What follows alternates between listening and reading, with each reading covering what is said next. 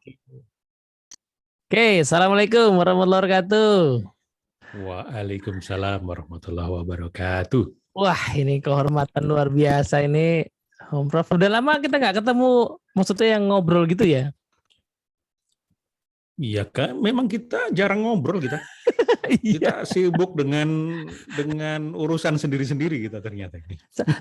Paling banter itu komen-komenan di Facebook. Iya. Kayaknya itu cukup sering. Terakhir kan kita ketemu di NLP Conference 2019 ya. Itu yang masih di mana tuh? Di hotel ya, masih acara itu. Iya. Nah, Ya, terus waktu 2020 kan online. online. Iya, jadi nggak sempat ngobrol. Tapi aku sih selalu menikmati sesinya Om Prof lah, yang sangat provokatif itu. Wah, memang saya juga sering diingatkan oleh nasihat-nasihat diri itu. Nggak Tagar mungkin nasihat itu. diri itu. Betul loh. Setidaknya sebulan terakhir inilah kan hampir lebih banyak, entah sebetulnya lebih banyak aktivitasnya atau algoritmanya menyebabkan muncul di tempatku lebih banyak. Aku nggak ngerti. Yang pertama itu lebih tepat Yang karena pertama. baru dapat apa namanya insight dari salah satu teman kita yang selebgram gitu. Terus aku mengambil apa namanya tipsnya yang rutin harian itu tak coba. Tapi kemarin tiba-tiba lupa 5 hari nggak posting. Jadi tapi ya berarti benar-benar itu berarti. Lebih karena itu kayaknya.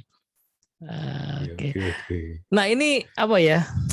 Lumayan lah ya. Kalau dulu kan tahun 2010 ya, aku diundang sama Om Prof di radio Smart FM. Oh iya, ngomongin tentang cinta. Iya Kalau nggak salah benar. tentang cinta. Karena Iya waktu itu aku betul. juga bawa salah seorang mahasiswiku itu, berdua kan waktu itu ya. Dia Iya. baca puisi kalau nggak salah ya. Iya betul. Nah itu. Aku nyanyi kalau nggak salah itu ya. Itu langsung rusak itu siaran itu. Enggak lah, enggak itu Oh, enggak ya? tetap bervalue lah. Jadi aku dulu diundang terus jadi ya itu mungkin apa ya istilah pansos zaman dulu tuh itulah ya. Jadi ada ada artis radio ya kan. Terus aku tiba-tiba kok diundang. Wah, ini luar biasa, mungkin kasihan apa gimana loh, Bro? Sekarang siapapun bisa jadi artis radio, artis podcast, artis YouTube, TikTok, Reels, Instagram. Iya, itu dulu kasihan apa gimana Om kok aku diundang lu? Lu dulu itu seorang Teddy Prasetya Iliawan itu tokoh NLP Indonesia. Itu Dulu sudah berarti. masuk jajaran. Dulu, apalagi sekarang. Ini canggih Dulu kalau. itu tahun 2010 sudah menerbitkan buku yang The Iya, Art iya. of Enjoying Life itu kan? Iya. Baru terbit itu. Nah, itu makanya. Itu karena kita pertama kali ketemu itu kan di kantornya Bu Mariani Eng tahun 2007. Oh iya betul. Nah, pada saat itu saya sedang mulai ikut NLP practitioner, neurosemantics practitioner. Baru ikut itu ya? Yang sama Candi berarti ya? Ikut. Ketemu Candi Iya. ya? Ketemu Candi kan? Ketemu Candi waktu itu ya? Iya di situ ketemu Candi. Oh, kalau gitu master practitioner. Kalau sama Candi master practitioner. Ya, apa practitioner ya? Master practitioner. Karena practitionernya di hotel apa gitu. Nah, masternya itu sekian hari di kantornya Bu Mariani. Terus Bu Mariani suatu menjelang sore menjelang bubar itu, ini ada yang mau ketemu. Namanya Teddy. Kenal nggak? Nggak kenal. Begitu turun ketemu, oh ternyata Mas Teddy sama istri kan? Iya betul. Itu 2000 berapa ya? 8, 7. 7, karena saya master practitioner-nya 2007. Wow, di situ saya kenal, ini sangat tertarik pada NLP. Gak punya duit tapi tapi kok nggak modal mau ikut kelas gitu, cuma hanya nanya gurunya aja. Nah dari situ kan muncul Smart Street NLP kan. Iya betul. Nah, Mas Teddy itu menggabungkan, mempelajari berbagai tentang NLP dari mana saja. Ya akhirnya digabungkan, dipahami, kemudian di society kan dengan muncul kemudian NLP Society, practice group, nah itu pasti memodel para pendiri NLP ini, karena NLP itu kan sebetulnya tidak didirikan atau foundernya itu memang Bandler dan Grinder. Tapi sebetulnya melalui proses practice group sekian banyak orang. Jadi sebetulnya mereka juga menyumbang besar bagi perkembangan NLP dunia. Wah. Ada juga Frank Fuchslik yang secara sejarah itu kan kemudian anulah itulah. Ini kalau yang ngomong Om Prof ini teman-teman semua ya ini valid karena pertama tadi ya belajar NLP-nya tuh dari sumber yang sanadnya soheh gitu ya. Terus kemudian panjang dari 2007 itu udah master prac kan, terus sekarang udah neurosemantic trainer, meta coach. Wah, udah berapa kali ya? Prof, mungkin kalau kemarin kan ikut itu nonton kali kalau kurang kerjaannya obrolan sama Irfan ya. Dia kan 7 kali practitioner beberapa tuh. Kalau Prof gimana tuh ininya? Sejarahnya. Maksudnya 7 kali practitioner ngulang-ngulang gitu loh, ngulang-ngulang. Oh, ngulang-ngulang. Makanya dia adalah model pembelajar neurosemantik yang paling cepat. 2015 sudah prac, habis itu master prac. Itu 2015 kan, 2016 itu sudah trainer. Nah, aku adalah model pembelajar neurosemantik yang paling lelet. 2007 itu belajar prac dan master prac, nggak ngerti apa itu neurosemantik. Apa ini metastate-nya apa gitu. Wah, kalau ditanya orang tuh sok-sok saja sebetulnya waktu itu. Ngambil ya pokoknya NLP itu.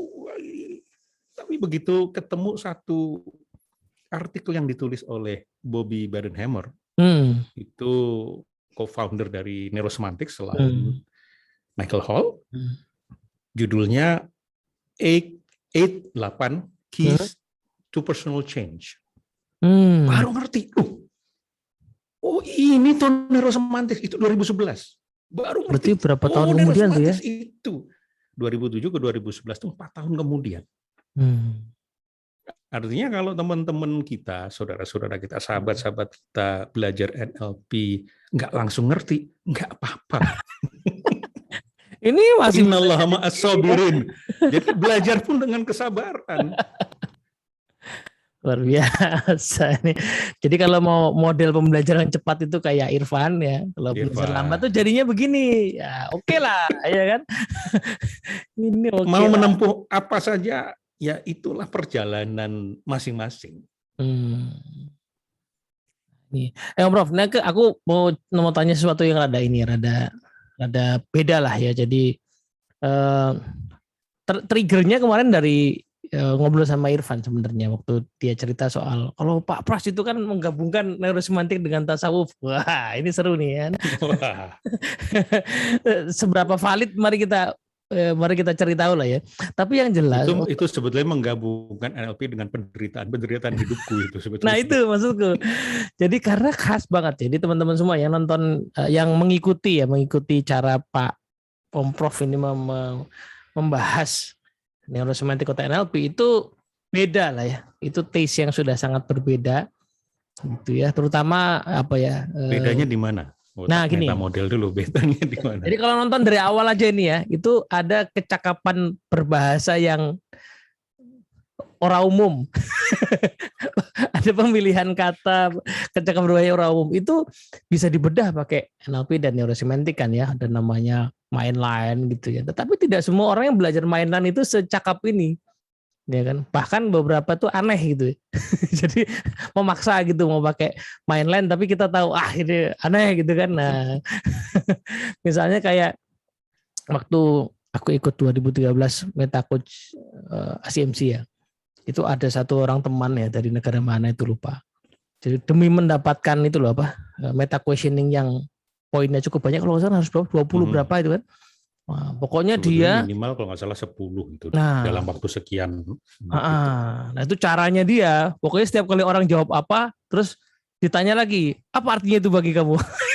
Apa artinya itu bagi kamu? Pokoknya gitu. Nah, itu secara checklist kan masuk ya. Tapi kan ya aneh ya, gitu kerasanya. Nah, ini Om Prof ini beda nih. Jadi seperti kalau istilah Pak Andes Harifa itu, kalau nggak Pak Andes Harifa NS juga ya, alumni ya. Neurosemantics juga. Nah, pernah belajar neurosemantics. Kalau kata Pak Andes Harifa itu ada orang-orang yang kalau belajar itu ilmunya jadi sudah melewati dirinya gitu baru dikeluarkan. Jadi sudah menjadi sesuatu yang berbeda. Nah, kalau boleh cerita sedikit Om Prof. Jadi apa ya caranya apa ya? Jangan caranya dulu deh. Kenapa terus menekuni? Kan banyak juga orang yang udah kayak Om Prof ya, petinggi perusahaan gitu belajar NLP, tapi ya udah sebagai pengetahuan ya. Ini kok terus menekuni bahkan sampai jadi trainer dan berusaha tadi meracik sesuatu yang akhirnya jadi khas gitu. Kenapanya? Karena saya tuh merasakan ilmu-ilmu NLP dan neurosemantics, apalagi waktu itu ditambah dengan hipnoterapi, kan zaman-zaman kita masih ke sini ketemu, ke sana ketemu, ya akhirnya kita bergaul dan belajar. Itu dalam proses meniti karirku, mengembangkan karirku itu ternyata pertama menjelaskan, oh begini yang telah aku lakukan ya. Oh ternyata benar. Oh ternyata salah. Kemudian, oh jadi kalau mau mendapatkan koneksi yang kuat dengan orang lain itu perlu ada proses pacing. Oh ya udah. Kemudian aku praktekkan. Nah, ketika dipraktekkan, kadang-kadang berhasil, kadang-kadang enggak. Banyakan berhasilnya. Ternyata ini membantu aku. Nah, itu kan empirik. Ya, karena ada bukti-bukti empirik bahwa belajar NLP itu ada dampaknya, ada impact-nya ke performa. Saya belajar 2001 itu saya sudah ikut kelas 2 hari. Yang ngajar tuh Pak Agus Sunario, yang ternyata adalah adiknya Bu Mariani. Adiknya ya? Adiknya Bu Mariani. Tapi saya nggak ngerti. Tapi begitu saya masuk ke kelas itu 2 hari saja, ternyata namanya Brain Power for Manager. Waktu itu saya kepala bagian di sebuah perusahaan asuransi. Oh ternyata itu namanya NLP. Makanya nempel saya NLP. Oh, anchor apa? Mulai di situ tuh. Nah, makanya begitu 2005 saya ditugasi untuk memimpin sebuah yayasan dan lembaga pendidikan di internal perusahaan, tingkat anak perusahaan. Nah, kemudian saya baru mulai mencari, kalau gitu aku belajar NLP lah. Cari googling, muncul Meta NLP. Ya, karena saya belum punya referensi apa itu NLP, macam-macam NLP, itulah referensi satu-satunya. Akhirnya ikut, itulah yang ternyata namanya neurosemantics. Nah dari situ kemudian, kok keren? Pada saat itu banyak pencerahan dan kemudian karena saya juga suka menulis, saya mulai memasukkan logika-logika, teknik-teknik, penjelasan-penjelasan, contoh-contoh di NS itu dalam tulisan-tulisan saya. Dan tulisan-tulisan saya itu based on juga pengalaman dan imajinasi gabung jadi satu. Ternyata makin ngalir, makin enak gitu. Akhirnya tanpa sadar itu terblend antara pengalaman saya di dalam pekerjaan, kemudian dalam menghadapi teman-teman, dalam menghadapi bos, kemudian ada ilmu-ilmu neurosemantics, ilmu hipnosis, jadi satu itu asik sekali. Nah di saat itulah ya kemudian boleh dikatakan menyukai NS, dan dari master ya terus saja kulik-kulik. Tapi alhamdulillah karena saya juga bergaul juga dengan Mas Teddy, dengan Mas Roni, dengan Pak Yanurindra, semua genre NLP kemudian saya Saya plesir ke sana sini. Oh, oke. Oh, ternyata ada bedanya, ada samanya. Jadi ngulik-ngulik itu asik di situ. Asiknya itu bukan hanya sekedar karena ilmunya, tetapi ketika dipraktekkan ada dampaknya. Dan karena 2005 itu kebetulan saya terpilih sebagai Ketua Badan Pembinaan Mental Islam di Bumi Putra, di perusahaan itu kayak rohisnya lah. Gitu. Bener berarti yang Irfan bilang nih ada tasawufnya, bener. Udah resmi itu ada track record pembinaan mental Islam. Ya karena ada jabatan itu kan terpaksa lebih sering ngaji, lebih sering apa itu. Itu kadang-kadang perlu pencitraan, perlu kemudian mulai ternyata banyak ayat-ayat di Quran itu atau bahkan hadis-hadis itu terjelaskan dengan grounded dengan NS dan NLP. Misalnya begitu membaca surat Al-Fatihah itu 7 ayat itu 3 ayat pertama ini pacing ini kepada Tuhan. Bahkan kita diajarkan berkomunikasi kepada Tuhan pun pacing dan leading. Baru ada pacing, ada jembatannya, pada mulah aku dan memohon pertolongan, bagaimana posisiku terhadapmu pada Tuhanku, baru kemudian tunjukilah aku jalan yang lurus. Baru leading. Dijelaskan lagi, digroundedkan lagi, yaitu jalan yang seperti apa, jangan terlalu ngawang-ngawang. WFO 1 sampai 3 lah gitu ya, 1 sampai 2 lah ya. Nah dari situ, kemudian ada lagi, jelajah lagi. Ini terjelaskan, yang dulu itu nggak jelas. Yang dulu itu kalau kita belajar itu atau ada ustadz ngomong tentang itu, ngantuk. Oh ternyata begitu terjelaskan. Dan kemudian dengan penjelasan ini kita jelaskan lagi kepada orang lain dengan lebih grounded,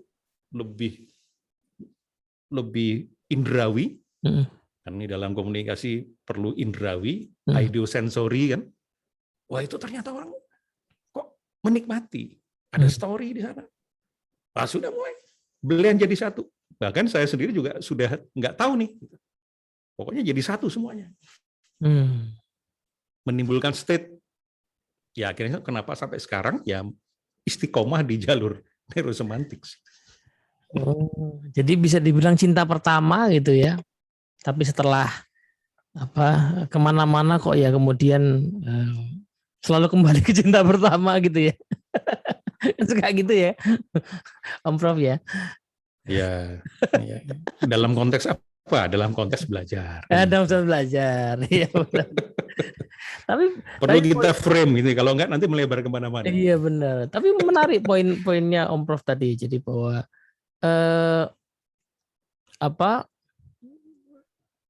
ada seperti pintu yang kebuka ya, atau mungkin cahaya yang kebuka, cahayanya bisa masuk, memahami sesuatu yang kita sudah tahu selama ini, terjelaskan lewat pintu yang namanya NSNLP ya, yang sedang didalami. Jadi kan ada yang ini ya, ada yang bilang bahwa apapun jalan yang kita tempuh kalau disungguh-sungguhi nanti kita ketemu Tuhan gitu. Nah, apakah semacam itulah gitu ya. Jadi atau sebenarnya kebalikannya nih, Prof itu sebenarnya sudah mencari Tuhan dari dulu, terus kemudian salah satu jalur lewat NLP, SNS gitu, atau ya mungkin sebenarnya tadinya juga enggak ya, dalam SNS saja dilalah kemudian ketemu gitu. Ya insya Allah dari SMA pun juga wakil ketua Rohis. Jadi dari SMP itu udah mulai ke arah-arah religi lah. Nah, tetapi kan di perjalanan kan sering tersesat sana sini. Jadi sebenarnya prosesnya adalah proses mengembalikan diri pada jalur saja. Sesat lagi, jalur lagi, sesat lagi, jalur lagi. Itu. Jadi kecenderungan ya untuk mendekat itu udah ada gitu dari dulu.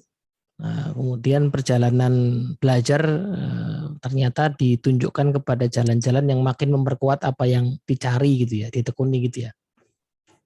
Ya, ini justru kalimat Mas Teddy ini menyadarkan saya bahwa kalau perjalanannya seperti itu, saya ini patut bersyukur. Bersyukur sekali karena berbagai macam jalan yang lurus, jalan yang bengkok, akhirnya dikembalikan lagi, mentok kembalikan lagi. Oh, ini justru poin yang menyadarkan saya ini, Mas Teddy. Nggak sadar kan? Enggak, orang aku cuma menyimpulkan tadi ceritanya Om Prof. Ini nanti setelah siaran kita ini, aku akan melakukan sesuatu. Alhamdulillah. Alhamdulillah. Oh iya. Sekaligus astagfirullah dan alhamdulillah. Ya. Ya. Oke. Ini kita ngomong ini audiens ngerti nggak sih sebetulnya? Nggak apa-apa. Iya, YouTube channel ngerti langsung kan? Iya, YouTube channelku tuh memang sengaja dibuat untuk orang-orang yang mungkin bosan dengan video pendek dan video ringan. Jadi nanti orang-orang yang bosan dengan video pendek dan ringan, ya mungkin dilalah ketemu gitu, wah nih aku ada obrolan 1 jam yang kayaknya orangnya nggak terkenal ya. Saya maksudnya nggak terkenal gitu, tapi Om Profnya terkenal lah, kan bisa jadi pengisi waktu lah. Nanti akan ada matriksnya sendiri, akan terkenal dalam pengertian, akan menyebar manfaatnya. Wah, amin kalau itu. Amin. Nah ini Om, aku mau nanya satu hal lagi. Pertanyaan berikutnya berarti ya.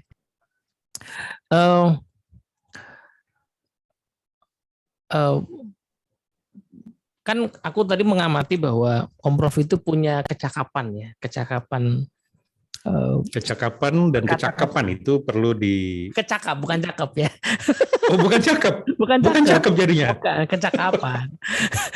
Terus terang aja ya, kecakapan berbahasa itu yang nggak umum gitu ya, nggak standar. Bahkan di antara para pembelajar NLP ya, mungkin karena tadi ya sinergi antara pengalaman pribadi ya, pengolahan pribadi tadi dengan pembelajaran NLP.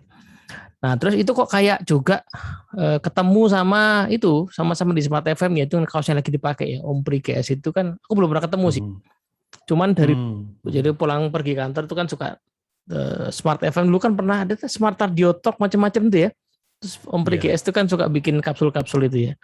Yeah. Terus aku pikir dulu nggak kenapa. Dulu aku cukup penasaran, PGS ini siapa sih gitu. Kok ada di radio? Tapi pas aku dengarkan sebagai orang yang juga senang nulis, itu aku mirip seperti kalau baca tulisan-tulisannya Cak Nun ya. Cak Nun ini kalau kita baca bukunya, persis kayak kita baca bukunya Om Pri sama baca dengerin kapsul-kapsulnya Om Pri itu. Itu seperti kita tahu semua kata yang dia ucapkan itu ada di bahasa Indonesia. Tapi kita nggak kepikir untuk menggunakannya dengan cara seperti itu. Nah, itu apa ya? Aku pengen dengar cerita soal beliau dan bagaimana itu mungkin punya pengaruh terhadap kecakapannya Om Prof ini. Ada nggak sih gitu kira-kira? Atau gimana? Atau justru karena saling mendalami kemudian ketemu gitu? Ya. Pertama akhirnya saya meyakini bahwa yaitu manusia sejenis itu berkumpul kan, flocking phenomenon itu, ruh itu berkoloni, jadi ruh-ruh yang sejenis itu berkoloni. Nah, boleh jadi ya dia Allah Subhanahu Wa Taala melalui konspirasi alam semesta itu kemudian mempertemukan di Smart FM, dan akhirnya ketemu secara fisik. Secara pemikiran kok ini nyeleneh nih, tapi kok bener ya. Ini kalau ngomong sama orang tuh goblok gitu, tapi kok orang yang dibilang goblok itu kok seneng. Wah, apa ini? Nah, akhirnya mulai entah piye carane itu kok makin lama makin dekat. Jadi sering TFM itu ya ketemunya ya? Iya, di Smart FM. Saya siaran itu kan mulai 2008, secara live 2009, tapi secara kapsul 2008. Suatu ketika beliau sekitar 2000, saya ketemu fisik 2010, tapi 2009 itu beliau itu ngasih pesan lewat Facebook sih, minta buku saya. Provokasi. Nanti bukunya, ya nanti buku saya kasih nanti aja kalau Mas Pri ke Jakarta, nanti kita sambil ngopi. Wah, itu kan asik begini. Alah, suruh kirim buku aja kok banyak alasan. Itu saja, itu memberi pelajaran saya tentang substansi, tentang esensi, tentang isi. Saya berusaha membungkus, tapi bungkus itu dibuka sama esensinya tuh aku mau baca itu buku, kirim. Wah, ya udah langsung tak kirim. Itu saja memberi pelajaran buat saya itu. Nah, dari situ unconsciously kemudian saya memodel tutur katanya, cara berpikirnya, rujukan-rujukannya, bahkan itu juga jadi rujukan saya juga, sampai akhirnya membuat kelas bersama. Public speaking bukan? Next level public speaking, art writing, itu dua flagship lah saya dengan Mas Priges, dan akhirnya kita mendirikan Inti Makna. Jadi Inti Makna itu didirikan oleh saya dan Mas Priges. Inti Makna itu sumbangan nama saya karena neurosemantics, semantics itu meaning, makna. Nah, Mas Pri itu dalam setiap tulisan-tulisannya, baik substansi maupun pilihan kata-kata, substansinya adalah menginti. Tapi rekreasi kata dan kalimat yang membungkusnya itu elegan, anggun, tidak kenes, tidak banyak bergincu kata-katanya, tapi elegan dan substansi. Wah, akhirnya unconscious dulu memodel. Dulu model saya menulis diawali oleh Hermawan Kartajaya. Saya pelajari strukturnya itu sekitar, saya waktu zaman kuliah itu sekitar akhir tahun 90-an lah. 93 sampai 96. Itu banyak buku-buku Hermawan, saya pelajari struktur. Tanpa sadar itu namanya modeling setelah itu. Oh, ini ternyata model. Tapi saya pelajari, strukturnya dia cerita, kemudian dia ambil rujukan, teori atau perkataan atau apapun, analisis dan opini pribadi, dan punchline. Ya sudah, akhirnya saya kalau membaca buku-buku provokasi 1 dan 2, rata-rata strukturnya hampir seperti itu. Jadi provokasi mantra itu masih, ya provokasi 1 2 itu masih ini ya. Masih Hermawan plus neurosemantics. Oke. Nah, kemudian status saya belakangan itu sudah ditambah dengan Mas Priges.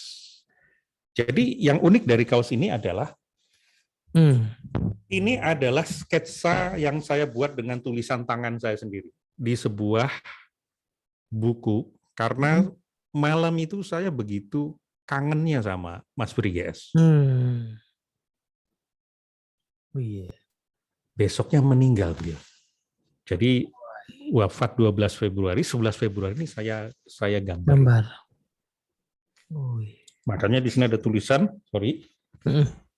ini 11 Februari. Oh, 11 Februari. Iya kabari Kang. 11 Februari 2021. Apa yang terjadi malam itu begitu kuat. Kekangenan saya itu dengan Mas Pri sampai saya bikin sketsanya. Beberapa minggu kemudian saya kangen sama kucing saya. Saya gambar kucing saya, Obi. Seminggu kemudian meninggal Obinya. Sejak itu saya nggak berani menggambar siapapun kalau kagak. Padahal korelasinya nggak mesti sama ya. Yang satu sehari, yang satu seminggu kan sebenarnya variasinya cukup besar gitu ya. Cuma kalau ternyata benar gimana? Ternyata seorang pembelajar NLP pun masih bisa dibajak oleh satu mitos yang diyakini. Menarik ya. Itu hanya sekedar Itu hanya sekedar manajemen risiko saja. Iya. Jadi itulah perjalanan dengan Mas Bri, unconsciously memang banyak hal yang saya model dari beliau, terutama sikap-sikap mengintinya. Tidak terintimidasi dengan bungkus-bungkus. Bungkus itu hanya diperlakukan sebagai syariat saja, sebagai azas kepantasan. Tapi yang paling utama adalah substansi, isinya. Dan beliau itu kalau pertama yang saya ingat sekali, yang pertama tadi adalah menginti, yang kedua tidak pernah bocor emosi di sosial media. Saya sempat itu sampai saya mendapatkan pelajaran ini sekitar tahun 2017-an. Sebelum itu saya juga sempat bocor di media. Mungkin sekitar 2017-2018 mulai saya ketika marah terhadap satu fenomena, saya tahan dulu, saya bereskan dulu emosi-emosi saya, dan kemudian baru saya tuliskan sudah dengan keadaan yang netral. Jadi tidak bocor emosi di sana. Kemudian kalau diperiksa satu-satu saya, kan zaman pemilihan presiden mulai muncul cebong kampret, kadrun apa itu. Nah, saya tidak pernah tergoda untuk ikut, misalnya mengomentari pilihan lain. Yang saya komentari justru cara berpikir orang-orang dalam memandang. Jadi yang saya singgung justru kitanya, bukan pilihannya. Maka belajar dari Mas Bri juga, kalau beliau menulis, kalau ingin mengkritik sesuatu, dia tidak langsung kontra terhadap sesuatu itu, tapi dia melakukan bypass. Makanya itu model yang kemudian saya uji coba melalui kalimat yang kemudian dikomentari sama Mas Teddy kan. Itu namanya presuppositional. Yang saya bilang, saya tidak pernah menemui orang yang rajin membaca dan banyak pengetahuannya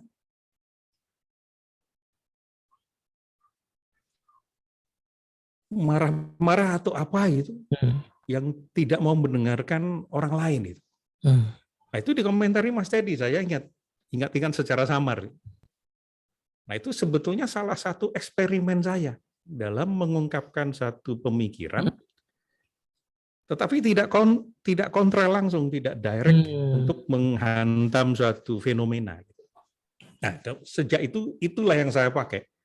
Kalau mau mengkritik, saya nggak pernah mengkritik, saya mengkritik, tapi kritik saya itu bypass. Atau yang disebut dengan priming lah. Kalau kata, mungkin apa itu yang dimaksud sama yang Michael Hall yang sering bilang the heart of the matter gitu ya. Jadi kan problemnya kan bukan kepada perdebatan atau fenomenanya, problemnya kan pada cara memahami fenomena, bahkan cara memahami yang tidak disadari ya, cara memahami yang sangat mendalam itu kan yang tadi yang ya kalau di meta coaching sering disebut sebagai the heart of the matter itu kan. Ya, itu kan menginti sebetulnya. Iya, menginti itu ya. Menginti. Wah. Kalau ketemu sama yang Hall, kira-kira Om GS ngapain ya? Michael Hall itu tinggal syahadat aja. ini istilah yang langsung atau the matter katanya. itu banyak fenomena-fenomena ayat di Quran itu terjelaskan dengan neurosemantik. Ya karena saya di wilayah neurosemantik yang saya ketahui ya neurosemantik. Itu banyak sekali. Artinya justru neurosemantik atau NLP itu membantu kita memahami ayat-ayat Qur'aniyah maupun kauniyah.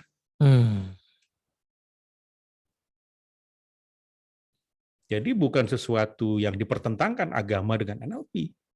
Justru NLP membantu untuk memahami agama dengan lebih baik. Wah. Itu nanti langsung ini ada yang komen tuh, Prof. Ya kan? Apakah tidak cukup ilmu-ilmu tafsir yang ada gitu? ini untuk membantu kita menginternalisasikan tafsir-tafsir itu.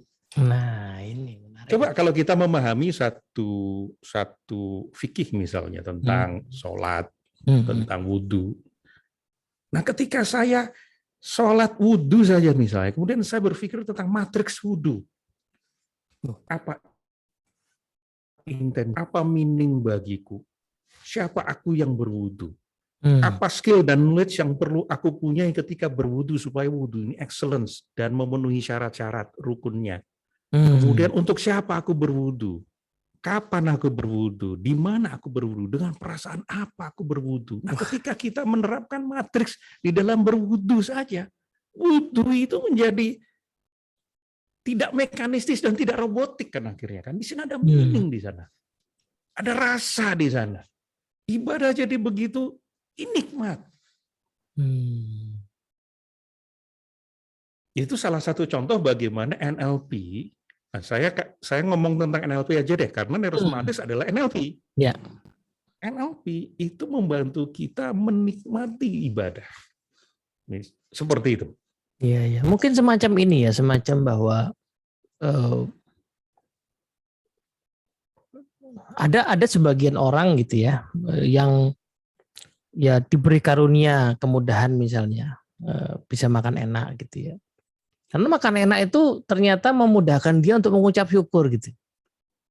Karena ada orang yang makan enak tapi ya biasa aja flat gitu ya gitu. Tapi ada orang yang justru gara-gara dikasih makan enak dia wah alhamdulillah dia betul-betul menyelami. Jadi ya, si makanan enak itu jalan ya kepadanya untuk bisa tadi ngucap gitu ya. Sebagaimana ada sebagian orang lain yang dikasih penderitaan ya, karena penderitaan itu lah yang memudahkannya mengucap ya, istighfar gitu.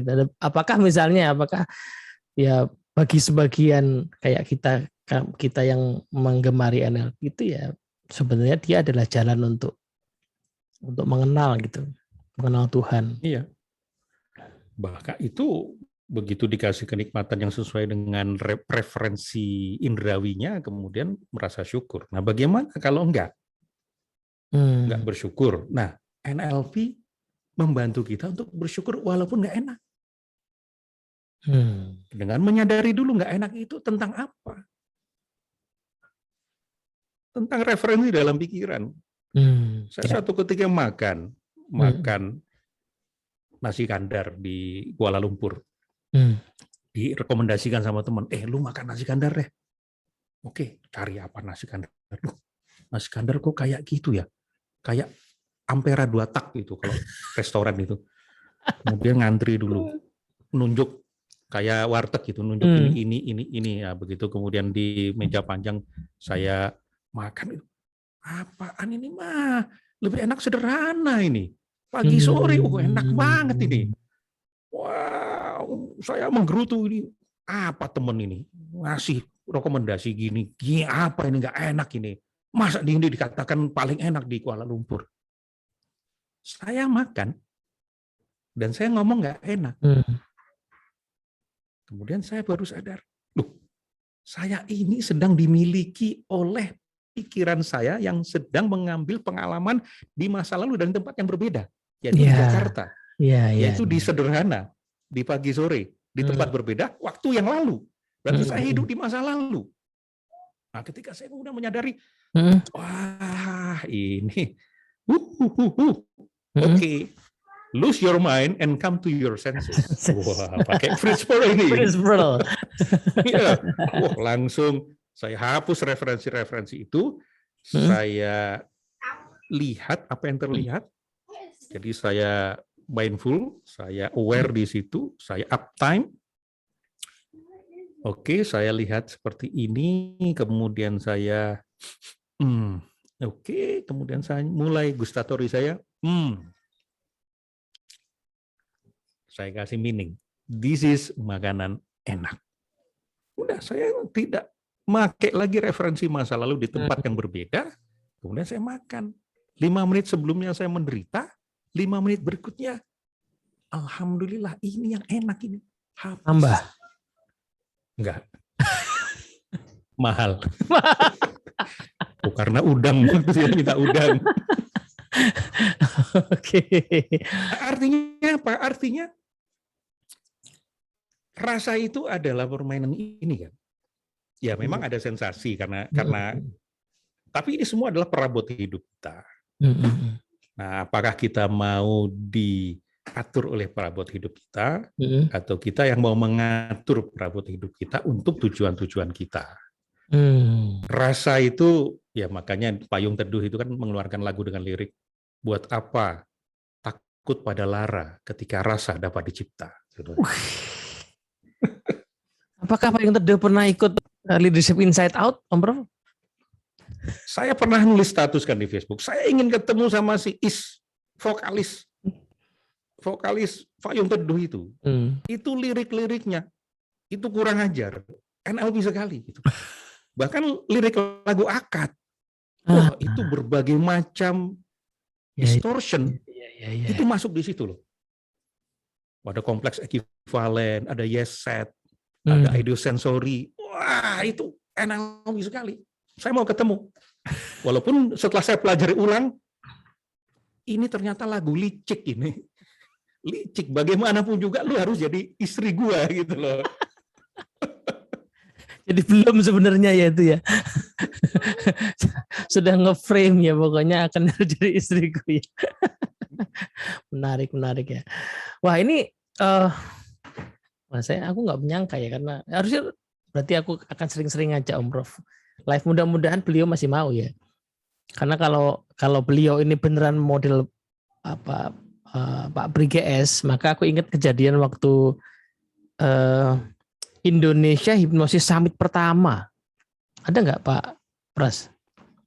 Mas, kalau pertama saya sebagai peserta ada. Oh, oke. Nah, itu kan Pak Bri kan ngasih opening speech apa keynote gitu lah ya. Kalau Mas Pri itu di Indonesia NLP Summit. Oh, NLP Summit ya? Summit belum. Ya, NLP Summit.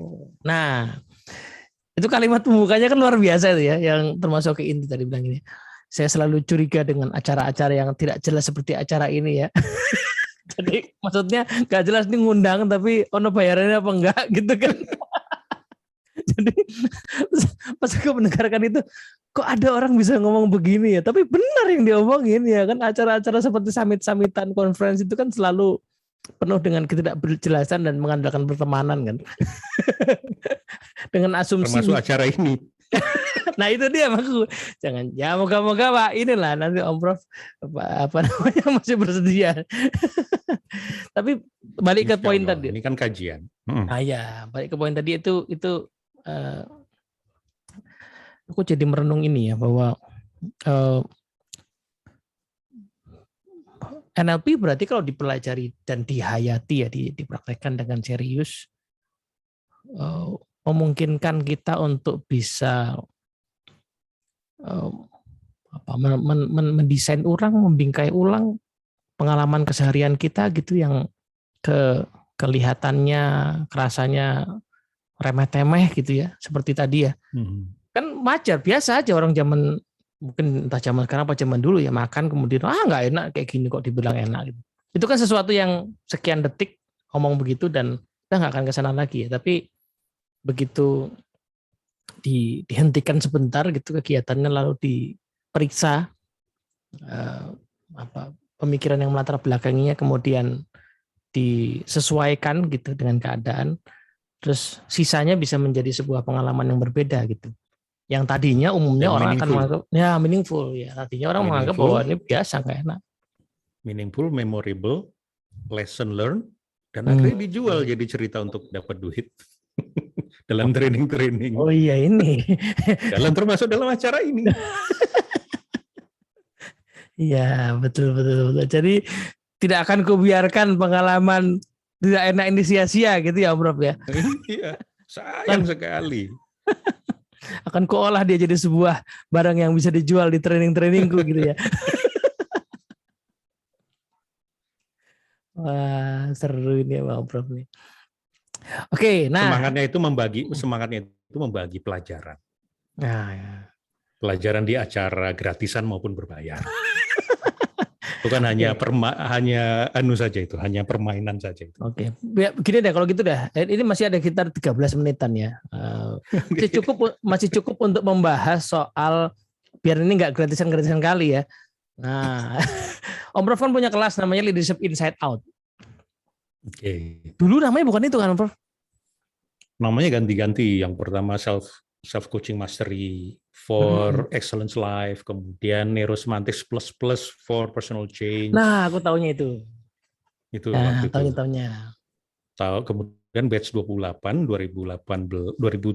2018 diganti dengan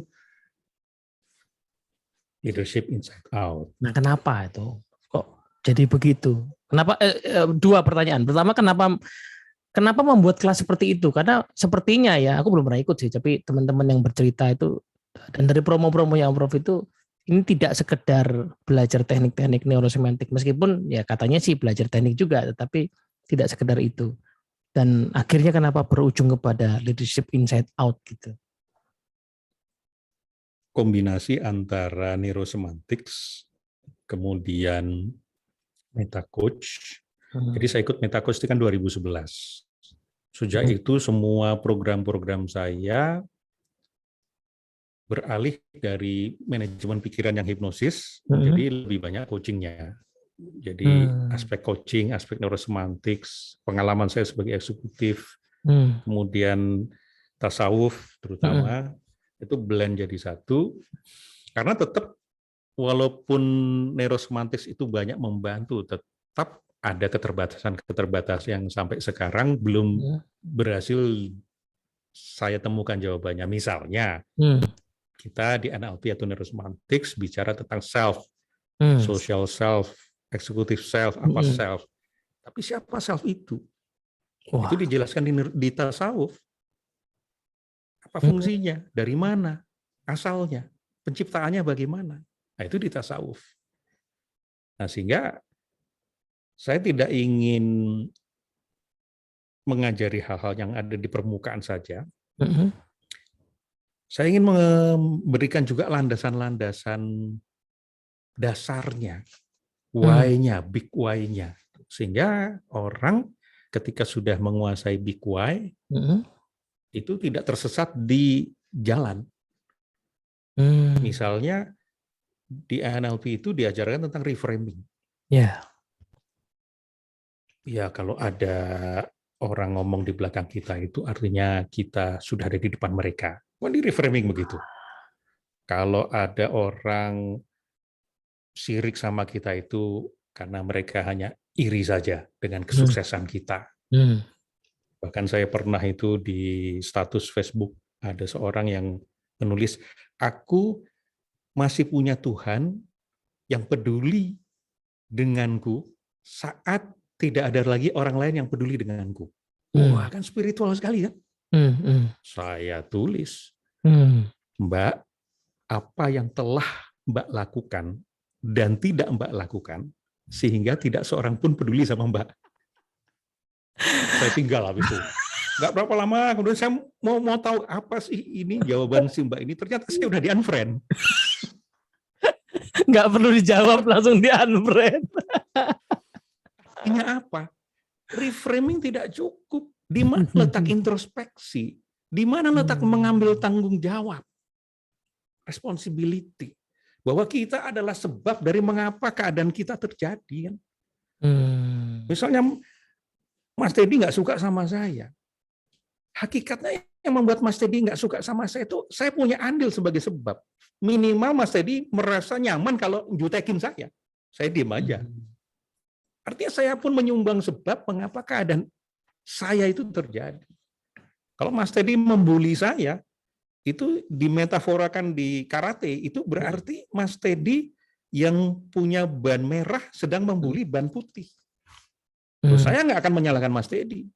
Saya naikkan ban saya sampai ban hitam. Otomatis Mas Teddy nggak berani membuli saya. Artinya saya selalu menjadi bagian dari sebab mengapa keadaan saya terjadi. Nah, landasan-landasan yang lebih dalam lagi, lebih kokoh lagi, itu yang kemudian saya ramu, saya berikan di kelas itu. Leadership inside out itu. Jadi di neurosemantik NLP kan banyak teknik gitu ya, tetapi teknik itu mungkin bagi yang belum mau nyadari atau memahami soal esensi atau inti itu tadi ya, itu ya mungkin belum betul-betul bermanfaat bagi dirinya gitu ya. Seperti reframing tadi ya contohnya Prof ya. Orang tahu reframing tapi kalau nggak memahami tadi esensi prinsip soal siapa yang bertanggung jawab atau di mana tanggung jawab saya, ya akhirnya reframingnya menjadi jalan untuk mungkin sering kita bilang sebagai pembenaran atau bahkan untuk menyalahkan sebenarnya ya, atau sekedar bikin tentram tetapi tidak menuntaskan the heart of the matter itu ya. Ya. Pantesan ya sampai puluhan batch ya Prof. Udah berapa batch sekarang? Mendatangi batch 42. Baru batch 42. Oh. Luar biasa. SMC aja berapa batch coba? Jangan-jangan kalah loh SMC. Ya SMC itu baru berapa ya? Ya lain lah. SMC itu kan pesantren. Iya benar-benar. Kalau ini kan pesantren kilat. Benar. Cuma 3 hari, 2 hari. 2 hari. Kalau itu pesantren betulan ya, jadi agak panjang gitu ya. Hanya harus siap mental kan gitu ya. Iya. Oke. Wah ini menarik ini. Jadi neurosemantik NLP yang berarti ya dipakai. Tapi kenapa leadership ya Omnya? Kok akhirnya jadi leadership gitu? Iya, setelah perjalanan dari batch ke batch melalui renewal silabus dan kurikulum terus evaluasi terus, dapat ilmu baru lagi, pengalaman baru, ya akhirnya diramu terus berubah, bahkan boleh jadi hampir berbeda dengan batch-batch awal yang batch sekarang ini. Yang masih neurosemantik plus itu? Ya, udah beda banget gitu. Sudah banyak yang berbeda. Dulu banyak main-mainnya, banyak ice breaking-nya, banyak energizer-nya, sekarang malah hampir tidak ada. Nyanyi-nyanyinya masih ada dong? Nyanyi masih di rumah. Masih di kelas ya, di kelas. Sebentar, saya jadi lupa mau ngomong apa tadi. Maaf. Pertanyaannya apa? Kenapa leadership? Kenapa leadership? Ya, setelah saya pelajari ternyata ini memang diawali dari bagaimana kita, karena gini, we are leader. Bahwa kita diciptakan ini kan sebagai khalifah di muka bumi ini oleh Tuhan. Punya peran khalifah. Khalifah itu mengatur, mengendali, leader. Maka tugas kita utama adalah to lead. To lead whom? To lead ourselves first. To lead our alat-alat hidup kita. Karena kalau kita nggak sadar, maka kita yang kemudian dipimpin oleh alat hidup kita. Namanya khalifah, pemimpin kan me. Tapi selama ini jangan-jangan kita kan diatur oleh pikiran. Kayak tadi saya waktu makan nasi kandar itu kan sedang dipimpin oleh pikiran saya sendiri yang mengambil referensi masa lalu di tempat yang berbeda. Dia sedang memimpin saya sampai akhirnya saya punya kesadaran saya ganti yang memimpin pikiran saya. I am the leader of my own thought, on feeling, on speaking and on behaving.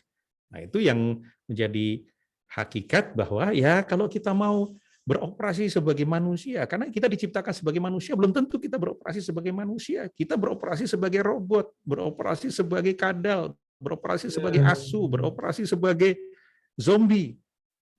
Kita kerja siang malam tanpa henti, workaholic, itu hidup kayak zombie, nggak ada meaning. Nah, makanya itu kemudian ini tentang bagaimana kita beroperasi lagi menjadi manusia, menjadi leader. Diawali dengan diri kita sendiri. Ya bagaimana mungkin kita minta orang lain patuh sama kita? Diri kita saja seling ngeyel sama diri kita sendiri kan? Wah, ini status yang baru nih kalau nggak salah. Apakah Anda adalah pengikut diri Anda sendiri? Ya, pengikut ya. Lu saya saja nggak mengikuti diri saya sendiri, saya aja nggak bisa jadi pemimpin teratas diri saya sendiri. Suruh bangun pagi, males. Suruh ini, suruh itu, males.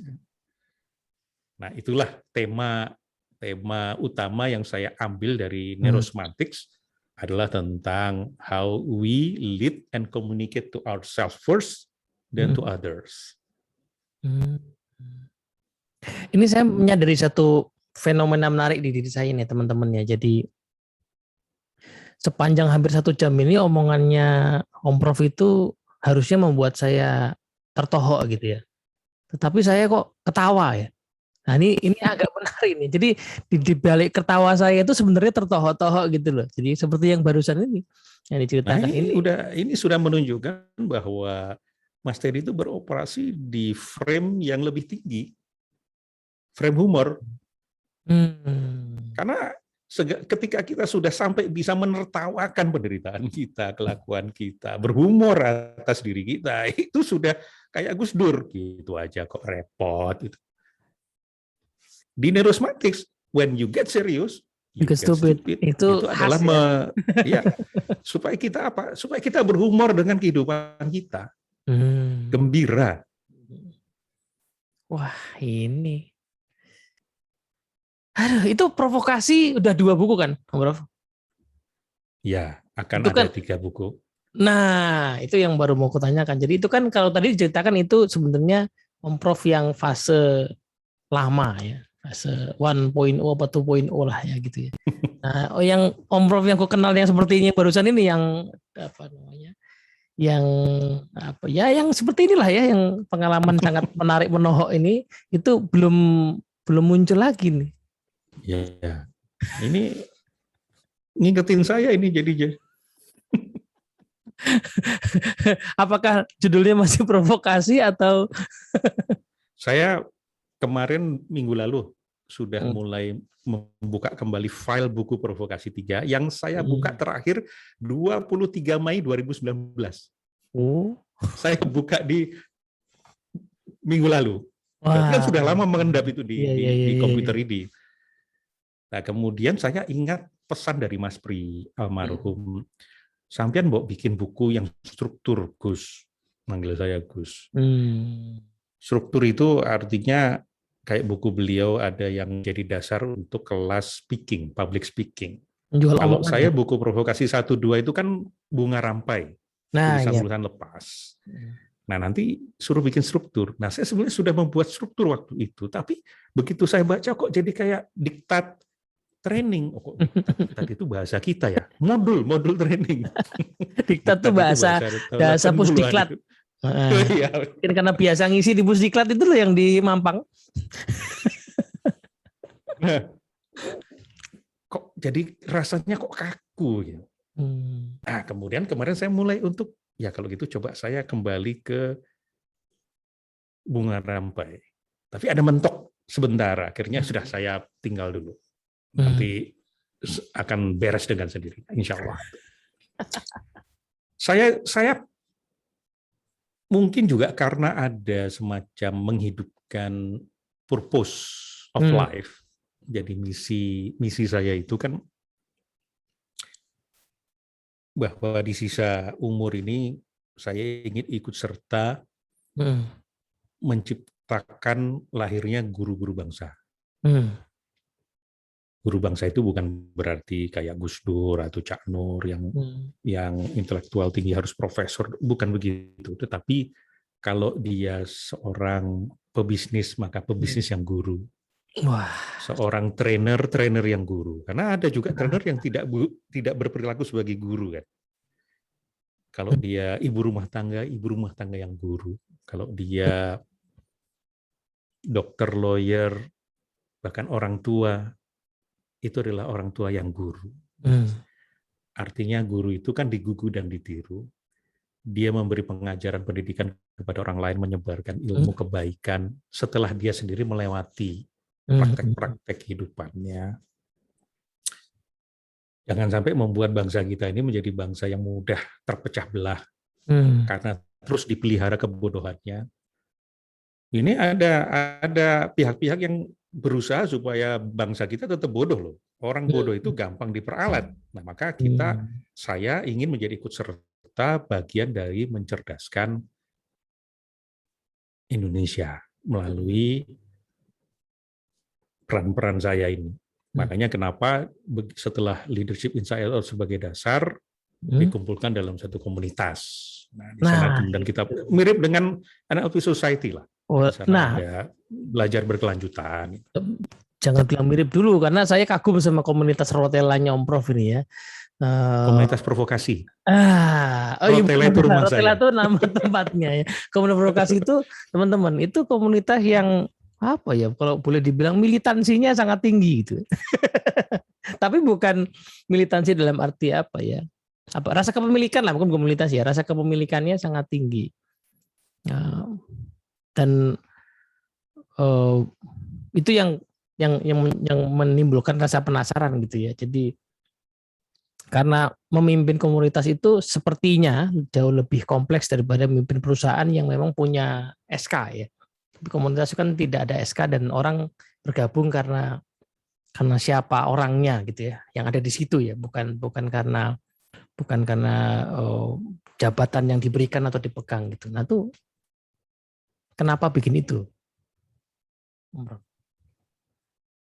Ya 2 hari kelas kan nggak cukup untuk belajar. NLP esensial kan nggak cukup 3 hari untuk belajar. Udah nggak ada tuh namanya NLP esensial, Prof. Nggak ada ya? Nggak ada, udah diambil orang. Sama orang lain. Nah, itu adalah kelompok belajar yang berkelanjutan, tapi temanya adalah tema-tema kehidupan. Kayak misalnya di grup WA saya, di grup ini ya, Provokasi 1 dan 2 itu, zaman-zaman sering berantem karena pemilihan gubernur, karena pemilihan presiden, itu hampir aman-aman saja. Karena apa? Ketika orang mulai melempar satu isu, diemin aja, nanti hilang sendiri. Saya akhirnya pelajari gini, waktu itu ada, Om, itu nggak perlu diatur WA itu. Nggak boleh posting apa-apa. Nggak usah. Nilai-nilai dan kebijakan kita pribadi lebih kuat daripada aturan. Saya priming begitu, saya framing dan priming begitu. Jadi artinya setiap orang menunjukkan diri atau atau bagaimana seseorang melihat situasi ini dengan bijaksana. Kalaupun kemudian tetap ada yang ya biasalah gitu. Ya nggak apa-apa, itu kan frame dia, psikologik dia. Ya kita hormati frame orang lain yang dia percaya itu atau tidak percaya vaksin misalnya. Dan sabar saja, nanti lama-lama. Karena satu kebenaran itu satu sisi. Di sini bukan ada kesalahan, tapi kebenaran lain. Di sini kebenaran lain, di sini kebenaran lain. Kita memandang sesuatu itu terbatas. Terbatas exposure-nya, panca indera kita. Kemudian kita terbatas juga dengan frame of reference kita. Kemudian ada bias dari kepentingan kita, kesukaan dan ketidaksukaan kita, dan seterusnya. Sehingga ini boneka, yang namanya tafsir-tafsir ini adalah boneka mainan kita. Biarkan orang lain juga punya mainan. Nah, sampai dengan tindakan yang merugikan. Selama itu hanya sebagai pemikiran, it's just a thought. Sampai kemudian tindakannya merugikan. Nah, tindakan itu udah, makanya kita perlu misahkan antara orang, persepsi, dan perilaku.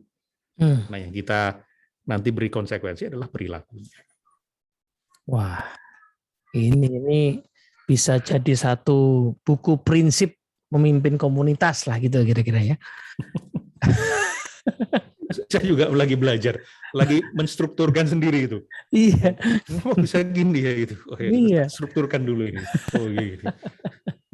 Soalnya menarik loh, karena nggak ada cara lain ya Om ya, memimpin komunitas selain dengan tadi ya menggunakan apa ya, pemikiran diri kita, kata-kata kita. Karena tadi ya kita nggak punya alat berupa wewenang, SK, ya SP itu kan nggak ada. Jadi ya tadi ya pemikiran yang dimasukkan lewat cerita, lewat komentar itu yang lebih powerful untuk menyentuh nilai gitu ya. Walah. Waduh, ini bisa dipanjangin, cuman ya tadi khawatirnya Om Prof kita asik ngobrol tapi yang nonton juga menderita. Menderita tuh bukan karena apa-apa, tapi karena mau di stop kok sayang gitu ya.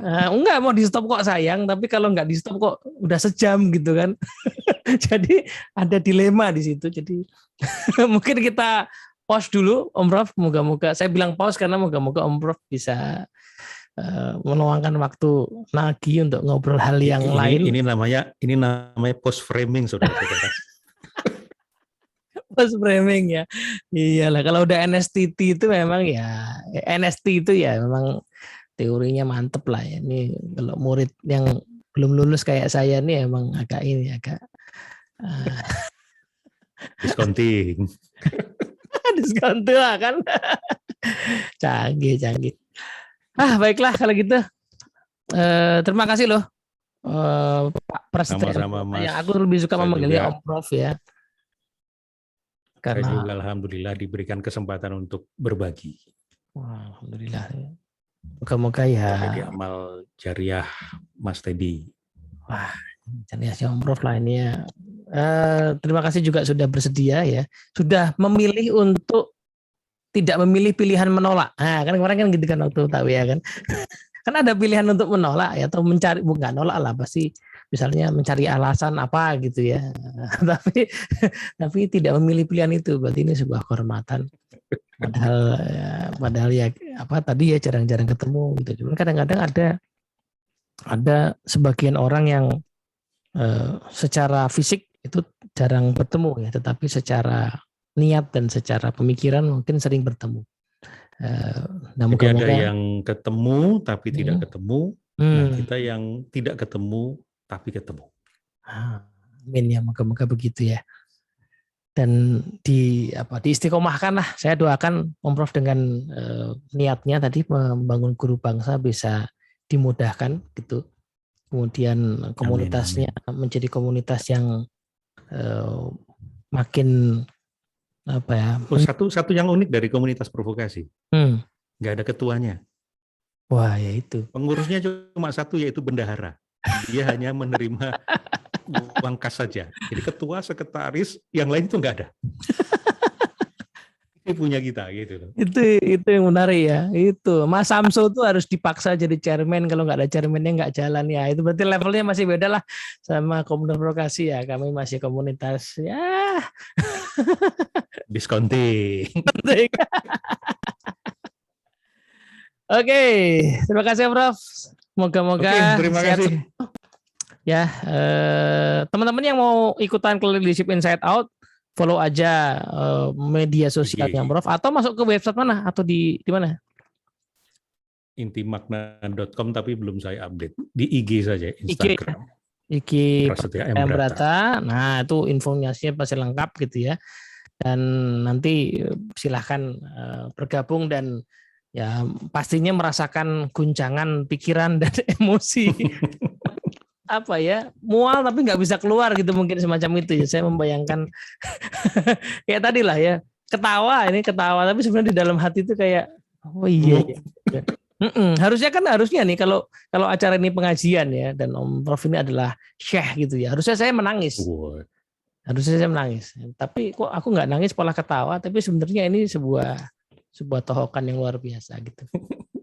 Ini pengalaman. Bukan Syekh Puji ya. Yang tahu kisah itu pasti sudah dewasa. Sudah lama berarti ya. Berarti hidupnya sudah lama.